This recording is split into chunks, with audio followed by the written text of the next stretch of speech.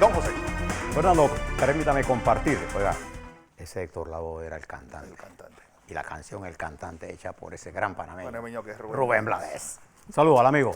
Oiga, Fernando, le doy los números que nos compartió ayer en conferencia de prensa.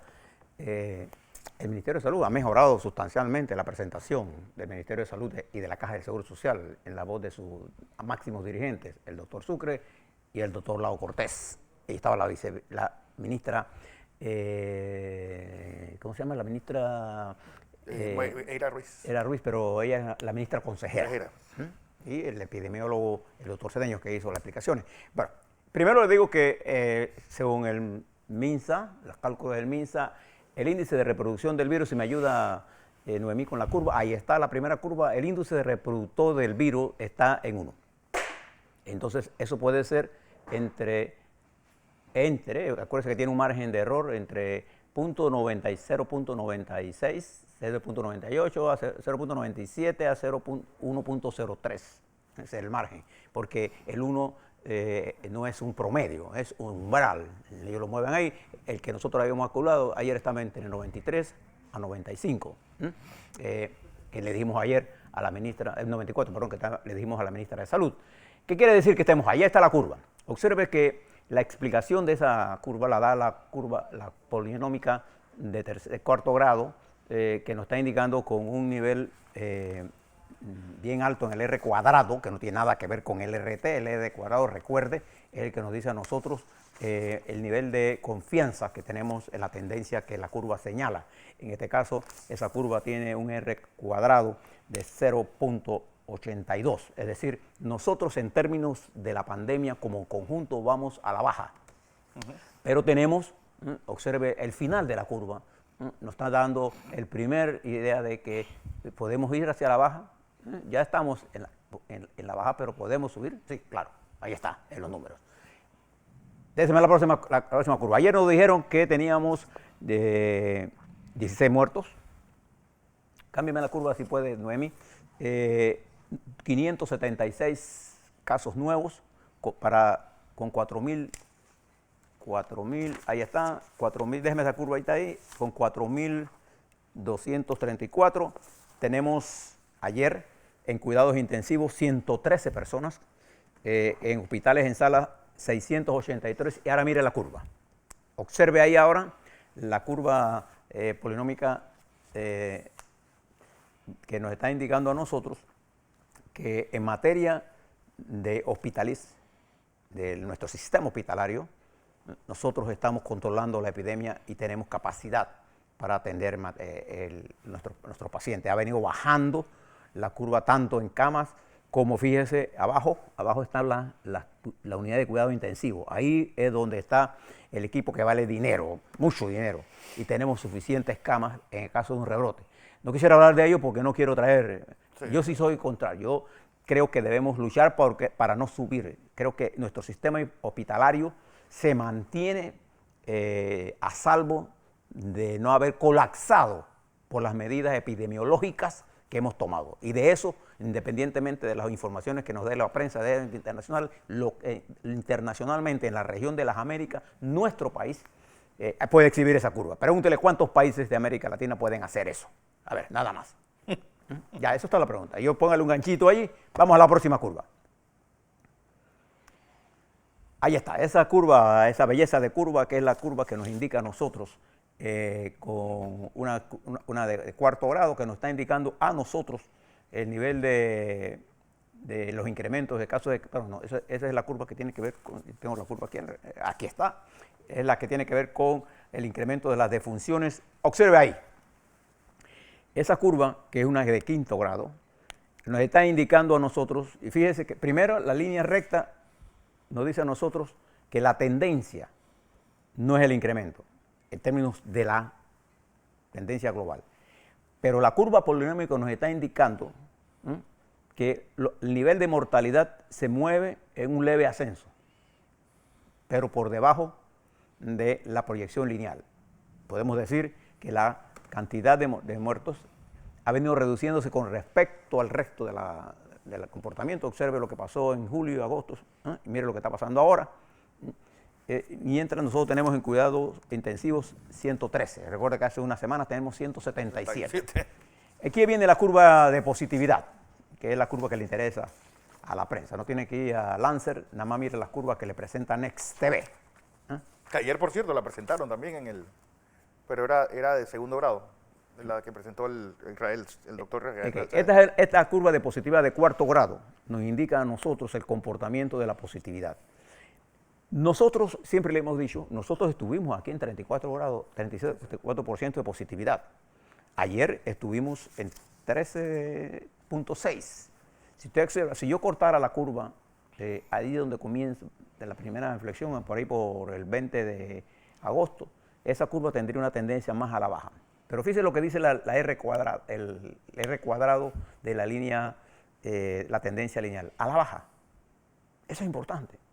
Nuestros médicos intensivistas y nuestros médicos especialistas en el control de esta enfermedad han hecho un gran trabajo. Pero nuestra positividad, en términos generales, está alta con respecto al mundo. Nosotros lo estamos midiendo. Nueva York pasó de 1 a 3. Sí. Francia subió de 5 a 7. Los Estados Unidos estuvo en 18, 22. Entonces, hay estados de los Estados Unidos que se comparan con nosotros. Pero esa positividad está alta.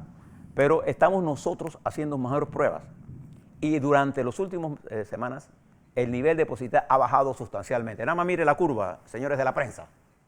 Y usted dígame si eso demuestra una mejoría sustancial, ¿sí o no? Ya, listo. No discutamos sobre cosas. Estos son los hechos de Panamá. No lo está diciendo Lancer, lo está diciendo Next TV.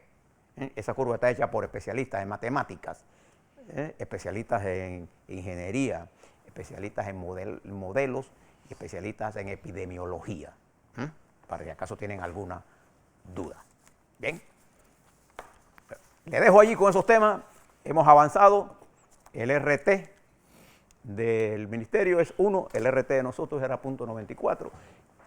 Acuérdense que el RT es un promedio, perdón, no es un promedio, es un umbral, no es un promedio, es lo que iba a decir. Corrijo. Bien, hago otra noticia en el escenario nacional.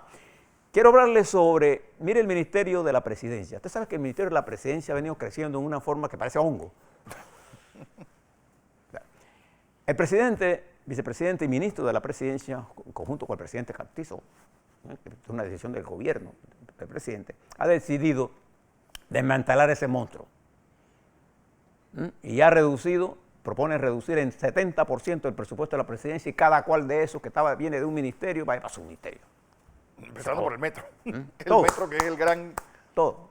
Y yo pienso, por ejemplo, que la Secretaría de Energía debe estar en el Ministerio de Economía y Finanzas. ¿Por qué? Porque la Secretaría de Energía está para dictar políticas. Sí. Y no hay nada más importante, no, una de las políticas importantes es la política energética. Entonces debe estar allá en el Ministerio de Economía. Yo creo que tiene que crearse un ministerio que se llame de energía y minas. La minería es un pilar importante de la economía de nuestro país para que esté en una dirección en el MISI. Igual que necesitamos un ministerio de transporte. Nosotros somos el único país cuya economía depende del transporte marítimo, aéreo, portuario, que no tenemos ministerio de transporte. No. No tenemos. Bueno, va a ser reducida sustancialmente el Ministerio de la Presidencia y eso le dará más tiempo al ministro de la Presidencia para ejercer sus funciones, que es el ente coordinador, bajo la dirección del presidente, de todas las cosas que pasan en el gobierno central. Bien, hablemos un poco de política. ¿Okay? Usted se da cuenta, Fernando, y sobre todo por lo que pasó anoche en los Estados Unidos, ¿no? Y lo que está pasando, lo que pasó en Venezuela, ese Maduro que estaban ahí, es producto de esa campaña que dirigieron todos los canales de televisión a destruir la estructura política partidaria de esos países y a destituir a todas las dirigencias, y salieron los iluminados. Fíjate, uno era Chávez. Y en nuestro país, nosotros, fíjese, los partidos nosotros, el Partido Cambio Democrático se ha escindido.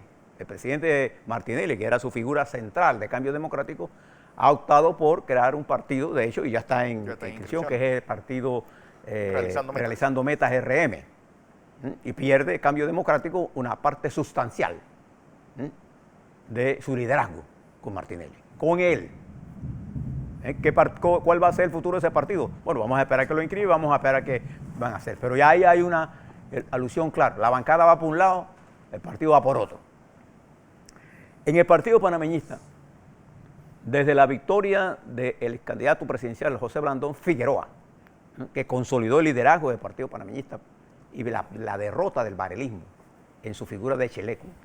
Ahora el barelismo a través de Cheleco quiere volver a surgir, con poco espacio, pero con mucha plata. Ese es el peligro de la democracia. Cuando los partidos están manejados por el dinero, entonces pierde la democracia. Y nosotros tenemos que mirar ese tema con mucho cuidado. Yo creo que en una entrevista que le di a la periodista Correa, le explicaba a ella que el día en que los partidos dejen de nominar a gente por la capacidad de recursos que tenga, en vez del talento, entonces tendremos menos partidos. Yo creo que en esta batalla el Partido Panameñista va por su fuerza de renovación. Digo, no le queda otra. Que sin duda alguna la ejerce su actual presidente. Vamos a ver qué pasa, pero preste la atención a eso. Mire lo que está pasando en el PRD. En el PRD hay una disputa que se ha hecho pública ya. Miembros de base reclamando, con una nota equivocada para mí del secretario general, pero eso es una expresión de conflictos que se están dando en ese partido. Y es importante que el PRD entienda, y el gobierno también entienda, porque ese es su partido, que una decisión de ese partido en este momento sería una locura para el país. Hay quienes apuestan a eso. Los que tenemos un nivel de sensatez, no apostamos a eso. Nosotros apostamos al fortalecimiento de los partidos políticos y de la estructura democrática de verdad, y no dejar esto en manos de influencers. Esto es un problema tan serio que no puede estar en manos de gente que cree que con la diatriba, con el insulto, con el ataque idiota que hacen todos los días, así se hace. Así lo que hicieron ha sido destruir las estructuras democráticas del país. Ellos no creen en la democracia. Ellos siguen las líneas de quien les paga. Entonces lo que nosotros tenemos que hacer, y le hago un llamado al Partido Revolucionario Democrático, ya les explicamos las finanzas del país.